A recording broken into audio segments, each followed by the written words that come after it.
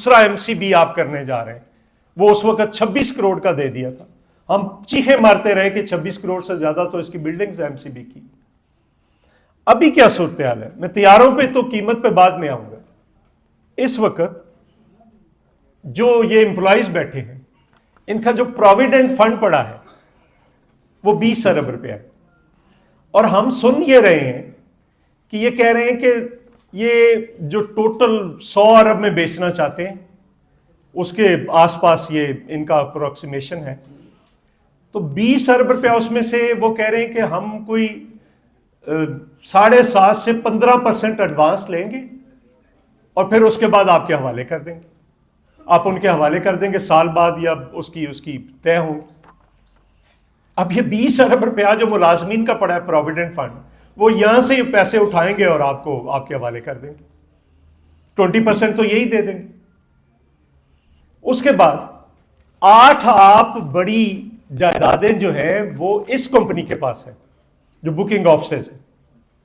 उसमें ये इस्लामाबाद वाला, लाहौर वाला, पेशावर में बहुत बड़ा है, वहां पे इसी तरह से कराची में 2-3 जगह पे है, पिंडी में है। ये सारी प्राइम लैंड्स हैं, मुल्तान, बाकी भी जितने भी हैं, 8 जगह पे मैंने बताया। इसकी जो अप्रोक्सीमेट कीमत है वो 50 अरब रुपया है। उसके अलावा इंजीनियरिंग, हैंगर्स और इक्विपमेंट्स जो हैं, स्पेयर पार्ट्स हैं, वो 10 बिलियन के पड़े हुए। इसी तरह से जो टेक्निकल ग्राउंड सपोर्ट है, इक्विपमेंट्स हैं, वर्कशॉप्स हैं, स्पेयर्स हैं, व्हीकल्स हैं, वो 10 अरब रुपए की वो हैं। और फिर इसी तरह 400 गाड़ियां हैं जो पीआईए की हैं, वो भी पड़ी। और फिर उसके बाद अगर आप इसका फर्नीचर और सारी चीजें लगाएं, जो ऑफिसेज हैं उसके अंदर फिक्सचर्स जो हैं, एयर कंडीशनर और बाकी चीजें लगाएं, वो तकरीबन 5 अरब रुपए की है। इसी तरह से, लेकिन इससे बड़ा जो एक वन टाइम है, अगर आज कोई नई एयरलाइन शुरू हो तो उसको तो दुनिया के अंदर रूट्स, लैंडिंग रूट्स नहीं मिल सकते।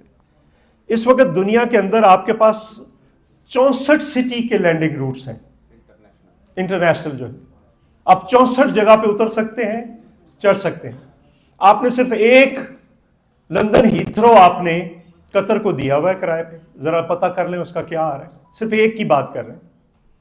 आज कोई एयरलाइन चाहे, अगर उसको प्रॉब्लम हो रहा है कतर जैसी एयरलाइन को, तो बाकी दुनिया के अंदर अगर आपने लेना है पहले तो मिलना ही नहीं, मिले तो बहुत मुश्किल है। इसकी कोई कीमत क्या है, इसकी कोई 500 अरब रुपया भी कीमत लगाए तो हो नहीं सकता, जो आज 10 साल के अंदर भी आपको नहीं मिले। फिर इसके अलावा आपके जो 30 तैयारे हैं उनकी मिनिमम प्राइस 100 अरब रुपया है। जरा अब इससे हटकर दूसरी कंपनी की तरफ आते हैं। वो कह रहे हैं जी जो टोटल एसेट्स हैं वो 270 अरब रुपए के। आप मुझे बताएं, दुनिया के 19 ममालिक के अंदर पीआईए के पास अपनी जायदादें। रूजवेल्ट होटल का तो सबने सुना होगा, उसकी क्या कीमत है, वहां पे तो जगह अवेलेबल ही नहीं। और ये आपको बताएंगे कि कोई ये शोर सुन रहे हैं कि पहले जुल्फी बुखारी ने किसी से वादा किया था, अब कोई और सियासी शख्सियत कोई वादा करके फिर रही किसी और सियासी शख्सियत के हवाले करने। फिर इसके बाद स्क्राइब होटल है पेरिस के अंदर, शांजलीजे स्ट्रीट में, जो दुनिया की महंगी तरीन जगह है। कितने 625 कमरे हैं उसके। जो रूजवेल्ट होटल है उसके 1052 रूम्स हैं, बाकी इंग्लैंड के अंदर और 19 ममालिक में मैंने बताया। बाकी जगहों पे देखें तो जो प्रॉपर्टीज हैं वो कम से कम नहीं तो 2000 अरब से ज्यादा की है। आप 270 अरब रुपया उसका लगाकर बैठे हुए। हमने इनको कहा था कि बहुत सारी ऐसी जगह हैं, जो चौथी हमारी ऑप्शंस थी कि बहुत सारी ऐसी जगह हैं जहां जिनको आप सेल करके तैयारे खरीद सकते हैं, उनको कम्यूट करके तैयारे ले सकते हैं। लेकिन नहीं है, चूंकि कोई और खेल है, इसको सिर्फ बेचना है। उसके पीछे कौन कौन है, कंसोर्शियम जो बना है उनकी अपनी हालत देखें ना, वो कौन कौन से कंसोर्शियम है। ये भी गए थे बिड में, ये अपना बताएंगे इनके साथ क्या हुआ।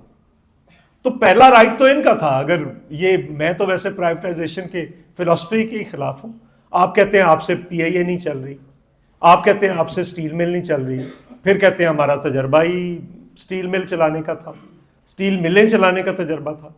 आप कहते हैं रेलवे नहीं चल रही, रेलवे कैसे चलेगी? कार्गो तो आपने रेलवे से छीन लिया है। दुनिया की कोई रेलवे प्रॉफिट में नहीं है कार्गो के बगैर, पैसेंजर्स को लेकर।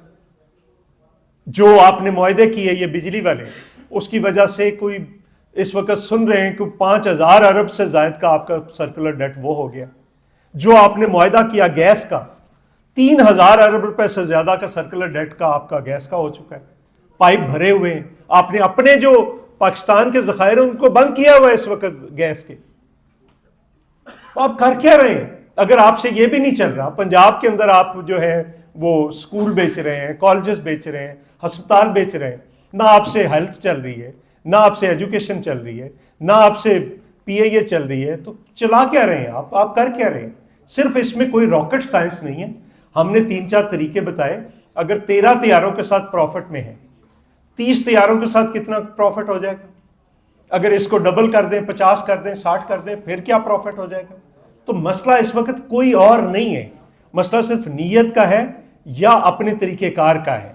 तो इसको चलाना चाहिए। ये एक कौमी एयरलाइन है, जहां पे भी प्रॉब्लम होता है आप किस एयरलाइन को भेजते हैं? दुनिया के अंदर यमन में हुआ था, कौन गया था वहां पे? किसने एयरलिफ्ट किया था पाकिस्तानियों को? यहां पे जो लॉस में रूट्स हैं वो कौन चला रहा है? पीआईए के सिवा कौन? गिलगित कौन कर रहा है? गवादर कौन कर रहा है? चित्राल कौन कर रहा है? सिर्फ पीआईए कर रही है, क्योंकि ये नेशनल हार्मनी की भी बात करती है पीआईए। तो आप सिर्फ इसको, सिर्फ हर वक्त हर चीज प्रॉफिट नहीं है, कुछ चीजें सर्विसेज भी हैं। तो पीआईए सर्विसेज है। आज हर पाकिस्तानी जो है, जो बाहर है, वो सीधा 6 घंटे में अपने घर आना चाहता है और वो पीआईए ला सकती है। बाकी तो 24-24 घंटे लोग रुलते रहते हैं, कभी कतर के अंदर, कभी कहां पे, अमरेट से जो लोग भी आते हैं। सो हम ये कह रहे हैं कि आप इसको, पहले भी बड़ी तबाही हुई, आपने बहुत सारे इदारे बेचे, वो आज उसका पाकिस्तान खमियाजा भुगत रहा है, तो इसका भी खमियाजा भुगतेगा। आप ये ना करें और इसको चलाएं, हम सिर्फ यही कहते हैं। और उसके बाद अपना बताएंगे, हदायत खान साहब बताएंगे कि अगर